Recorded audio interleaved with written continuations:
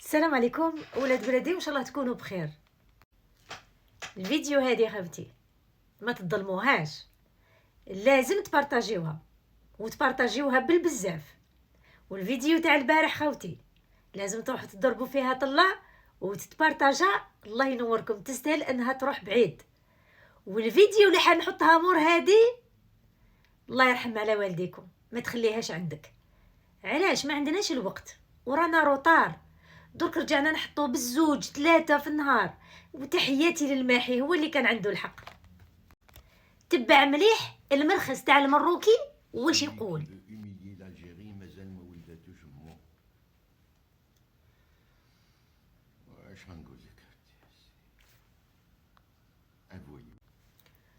انا نجاوبك بهادي.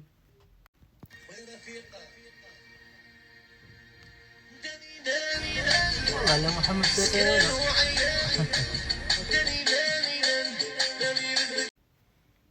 شفت المروكي صنقولي؟ شفت باباوتي؟ شفت باللي حنا لي زالجيريان كونت يساجي دو l'Algérie on est tous des voyous، ماشي غير تبون، mais on n'est pas des clochards.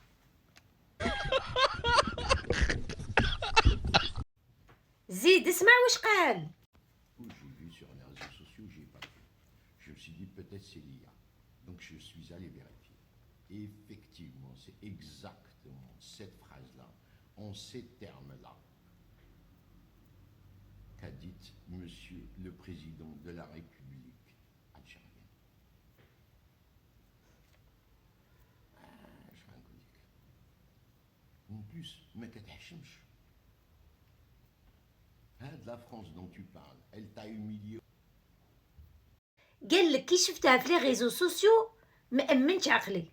سي فري باسكو تي با ان الجيريان. حنا لي الجيريان on peut le dire avec une grande fierté.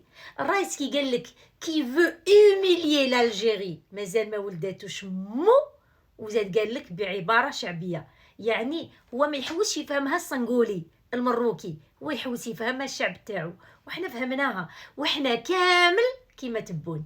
مازال ما ولداتوش مو اللي يحب يحرج الجزائر. وزاد قال لك ما يحشمش. شفت الصويره هذه؟ هذا ما يحشمش، هذا ما يحشمش بصح. هذا راه يدير برك في الخدمه تاعو. il est en train de travailler, il est en train de protéger l'Algérie, il est en train de guider l'Algérie, il est en train de faire évoluer l'Algérie. سمعت؟ دونك اللي منا ما يحشمش. sinon pour l'humiliation انا نخلي لك مسيو غوتايو هو اللي يحكي. اتفضل احكي. On a atteint avec l'Algérie un seuil extrêmement inquiétant. Non, on a discuté sur un certain nombre de points qui sont importants. Le dossier algérien. Je vous rappelle que Boualem Sansal et Christophe Glaise, qui est un de vos... On voit bien que l'Algérie cherche à humilier la France. Je pense. Or, l'Algérie contrevient à la règle de droit international, qui est la réciprocité. Et plus exactement aussi, on a un accord avec l'Algérie de 94. L'Algérie ne le respecte pas. Pourquoi nous, on tient vraiment que là, l'Algérie est en train de franchir un cap. La frontière du moment où l'Algérie ne respecte pas l'accord avec la France et le droit international, pourquoi est-ce que nous, on s'obligerait à respecter les accords avec l'Algérie? نزيد انا نروح معك الى ابعد الحدود ونوري لك وين راهي لوميلياسيون. كونت ان ماجسترا يعيط في التليفون الغوتايو ويفهموا في القانون اللي هو فوط عليه، ويقول له باللي نو لابليكاسيون تاع القانون ما تندارش هكذا، تندار هكذا. انا نشوف باللي غوتايو il a été humilié grave par l'Algérie. Bonjour Monsieur le Ministre, je Bonjour. suis Christophe, je suis magistrat administratif au tribunal administratif de Melun. Ça doit vous parler. C'est le tribunal qui a annulé l'obligation de quitter le territoire français prise à l'encontre de l'influenceur algérien Monsieur Doualem. Je voulais juste vous rappeler, Monsieur le Ministre, que le jugement qui apparemment a eu l'air de vous contrarier, le jugement d'annulation de l'OQTF n'est que la stricte application du droit. Le magistrat n'a fait qu'appliquer la loi, toute la loi, rien que la loi. Et notamment l'article L432-12 du Code des étrangers, qui dispose que lorsqu'un étranger est titulaire d'une carte de résident et que l'administration lui retire sa carte de résident de 10 ans, à ce moment-là, il ne peut pas faire l'objet d'une OQTF. Il ne peut pas faire l'objet d'une OQTF. C'est la loi qui le dit. Voilà. Merci. Cette loi, je rappelle juste à Monsieur le ministre que cette loi, elle a été votée, avec un peu de malice quand même, cette loi, elle a été votée en janvier 2024. Cet article, le L432-12, il n'existait pas auparavant. Il a été voté par le groupe LR du Sénat, dont M. Retailleau était le président. Donc, si cette loi ne lui convenait pas, il ne fallait pas la voter. Depuis maintenant 3-4 jours, au tribunal administratif de Melun, c'est un déchaînement de haine sur les réseaux sociaux, de toute la fachosphère. Il y a même... رسالة للسيد عبد المجيد تبون. هدرناها عدة مرات، بوسماحة قالها كذلك في لايفو عدة مرات.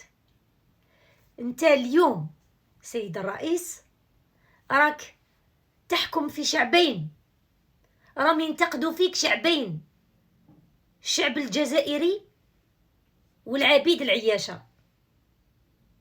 دونك من حقك كرئيس جمهورية انك تطالب بانه تكون عندك شهرية ثانية. راهم يحقروا فيك في الجزائر، راهم يخلصوا فيك على شعب واحد، اما العبيد العياشة ماهمش يخلصوا فيك عليه. إبا نافيغي سيد الرئيس، لازم تطالب بحقوقك وشوف مع السنديكا باش يزيدوا لك في الشهرية، لانه هذا المراخص هذو تاع العياشة وليو يروحوا يحوسوا على الملك نتاعهم يشوفوا وين راه، واش راه يدير، واش راهم يديروا فيه، والملك راه عنده مشكل في اسفل الظهر، تشنج، يدرى. واحد فيكم مخرج يقول لنا راه برا، راهم لقاو له حرفه، بدلوا له جلده، بدلوا له بياسه. واحد ما جاي يهدر قلتوا باللي راه مريض وعنده مرض في اسفل الظهر وتشنج وكذا، لكن واحد ما زاد قال اسكو راه مليح، اسكو راه يعاني، اسكو لقاو له الحل، اسكو دواوه، اسكو راه في حاله. جاي انت تدخل روحك في تبون. شكون انت؟ كناسي روحك. والله غير عندي واحد التصويره الي مانيفيك، الفا ريزومي كامل الكلام اللي انا نقوله فيه. المروكي كي يشوف روحو في المرايه يتخيل روحو الجيريا، بصح هو في الحقيقه حمار. سمعت المروكي؟ المره الجايه كي تحب تنتقد، انتقد الاميره حسنه بالمايو بالبيكيني، انتقد محمد السادس اللي دايما خابط طايح في الطريق، انتقد رشيد اللي ضل يدي في الاراضي تاع الفقراء ويرميهم لبرا ويكسر لهم ديورهم ويديها يكتبها على اسمه. كي تحب تنتقد انتقد الحكام نتاعك المراركه، اما حكامنا خليهم لنا لينا حنا ننتقدوهم يا المرخص. انا كي ننتقد الملك نتاعك راه يقول باللي هو امير المؤمنين وجده رسول الله، انا يحق لي باش ننتقدو، اما انت ما يحقلكش. تحياتي.